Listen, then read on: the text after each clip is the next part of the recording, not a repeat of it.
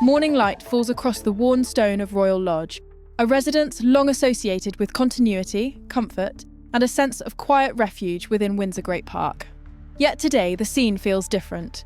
A gate stands half open, half closed, as if unsure of which direction the future is meant to turn. For more than 20 years, Sarah Ferguson and Prince Andrew have lived in an arrangement that quietly defies royal convention. Divorced, yet under the same roof, separate in role and status, yet united in habit, routine, and a shared sense of familiarity. What once looked unusual gradually became accepted, even reassuring. A partnership shaped not by ceremony, but by resilience. Royal Lodge has been their anchor after years of turbulence, a place where the outside world felt held at bay. But as the expectations placed upon the modern monarchy shift, that sense of certainty begins to thin. New questions now unfold around royal finances, stewardship of historic properties, and the future of the royal estate under King Charles III. The bond that once survived scandal and reinvention faces its most delicate test, not from conflict within, but from decisions far beyond their control. The question is no longer why Andrew and Fergie remained close. It is whether the world around them is about to redraw the space they have built together. The section closes on quiet uncertainty. A future that once felt settled now trembles on unfamiliar ground. In the years following her divorce, Sarah Ferguson began a process of steady reinvention, a rare second chapter in a life lived under scrutiny. She wrote children's books that introduced her warmth and imagination to new audiences.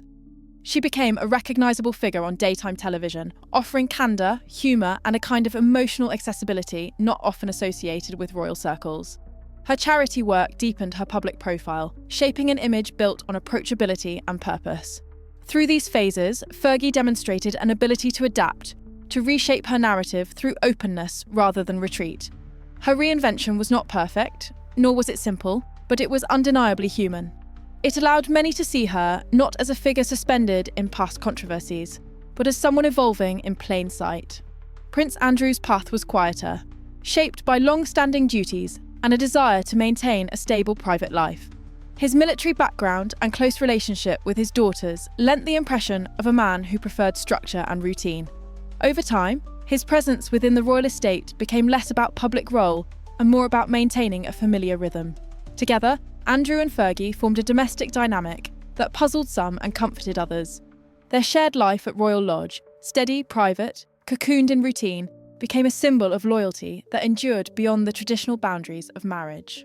It was not an arrangement designed for headlines, but for mutual trust and family cohesion. Princess Beatrice and Princess Eugenie grew up within this environment, shaped by two parents who, despite their formal separation, remained united in the foundation of their family. But rebuilding an image is not the same as resolving its pressures. Beneath the surface were questions that lingered quietly: the financial responsibilities of a substantial royal residence, the shifting expectations of a modernised monarchy, and the public's growing insistence on transparency. Royal Lodge, both sanctuary and symbol, became the point where personal history met institutional change. And as that change gathered pace, the stability Andrew and Fergie built began to look increasingly fragile. The emotional beat here is clear. Admiration for their resilience, tempered by a dawning sense of how much it now stands to lose. Behind the familiarity and warmth of the York household existed pressures that accumulated quietly over time. Royal Lodge, with its graceful approach and long historical lineage, is not merely a home. It is a responsibility, financial, symbolic, and institutional. Recent years have seen heightened public interest in the cost and purpose of royal residences. As the monarchy undergoes a broader recalibration under King Charles III, properties like Royal Lodge have become part of a larger conversation about efficiency, optics, and the evolving expectations of public life. For Sarah Ferguson, loyalty has been a defining characteristic. Through her marriage, her divorce, and her many reinventions, she has remained steadfastly anchored to the people she cares about most. Yet loyalty, when tied to an institution under scrutiny, carries a quiet emotional price: the need to navigate complexity with grace, to protect privacy while living adjacent to public responsibility, and to support a household facing increasing uncertainty. For Prince Andrew, the pressures have been more acute. Recent years have brought substantial shifts in his public role and personal circumstances. The practical demands of maintaining Royal Lodge, combined with broader institutional priorities, have created a delicate balance. The arrangement that once offered familiarity now intersects with difficult questions. What future role he can occupy, what responsibilities remain his to fulfill, and how personal ties coexist with institutional expectations. This section explores that intersection, not in judgment, but in clarity. The challenges surrounding Royal Lodge are not isolated. They represent a broader tension between legacy and modernisation, between past privileges and present realities. As financial obligations, public sentiment, and institutional shifts converge, the future of the York household becomes far less predictable. The arrangement that once seemed quietly enduring now faces pressures that neither Andrew nor Fergie can fully influence. The emotional beat is a gentle tightening. The recognition that behind their shared resilience lies a foundation exposed to forces well beyond personal control. Every long-lived story has a point at which private pressures become public realities. For Andrew and Fergie, that point arrives as renewed scrutiny focuses on Royal Lodge and its long-term future. Discussions emerge about occupancy, financial viability, and the estate's place within an increasingly streamlined monarchy. What was once a private domestic arrangement becomes the subject of national conversation. Royal Lodge shifts from a family residence into a symbol, one that raises questions about cost, responsibility, and the evolving expectations of public service. The tension here is not dramatic, but deliberate. Decisions of this nature unfold slowly, shaped by committees, precedents, and institutional judgment. Yet their impact is unmistakably personal. For Fergie, whose instinct has always been to stabilise rather than shake the ground, this moment brings a quiet vulnerability. Her life has been characterised by reinvention, but the decisions now in motion fall beyond her influence. The home that has served as sanctuary may soon be subject to changes she cannot prevent. For Andrew, the moment carries even greater weight. His future within the royal estate, the routines, the responsibilities, the place he has long called home, now hinges on decisions guided by institutional priorities rather than sentiment. This section marks the turning point of the documentary, the quiet recognition that the life they have shared for decades may be altered not by personal choice, but by institutional necessity.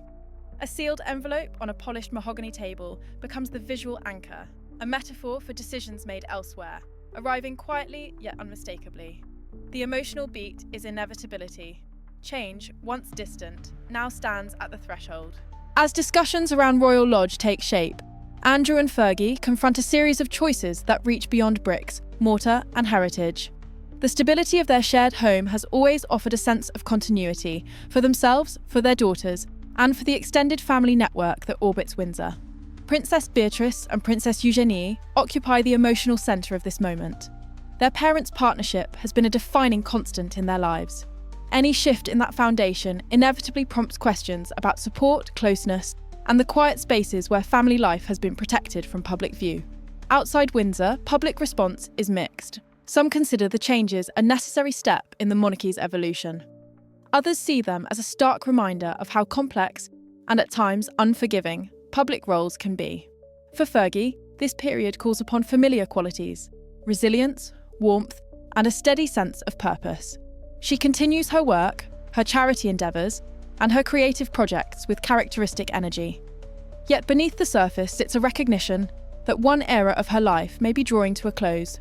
For Andrew, the adjustment is more pronounced. The possibility of new living arrangements, shifting boundaries, and a reduced presence on the royal estate introduces a quieter, more private phase of life. This section views the moment not as spectacle, but as a human transition, a chapter defined by adaptation, reflection, and a re-evaluation of what family means when long-standing certainties begin to shift. The visual anchor, 2 teacups on a table, one moved slightly out of frame, captures the subtlety of this change. The emotional beat is contemplation, inviting the viewer to recognise both the cost and the quiet dignity in navigating such transitions. In the end, the story of Andrew and Fergie does not conform to the usual arcs of royal life. It is neither neatly reconciled nor formally severed. It is something more nuanced, a companionship forged in youth, reshaped by experience, and sustained by years of unspoken understanding.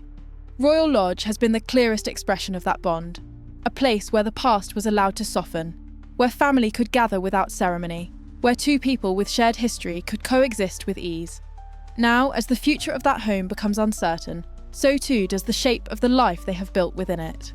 This closing reflection steps back from practicalities to consider the deeper truth beneath them. What holds two people together when the structures around them begin to shift?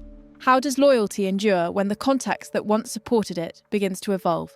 And what happens when the institution that shaped their early lives can no longer guarantee the space they have long shared?